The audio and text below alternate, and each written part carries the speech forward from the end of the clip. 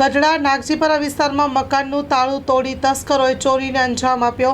અજાણા શખ્સો વિરુદ્ધ નોંધાઈ પોલીસ ફરિયાદ. Story report by Lalbhai Mulani, Gadhada. Bijuben, તમે કયા વિસ્તારમાં રહ્યો છો? નાગજીપરામાં.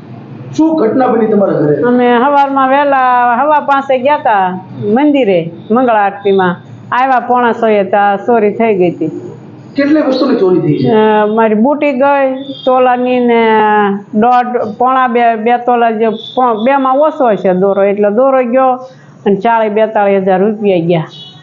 આ અંગે તમે પોલીસને જાણ કરી? હા. પોલીસ આવે છે? હા, કાલે આવ્યા હતા. તમને કોની ઉપર કઈ શક ને એવું છે? ના એવું કાંઈ નથી, અમને શક બકનું કાંઈ નથી.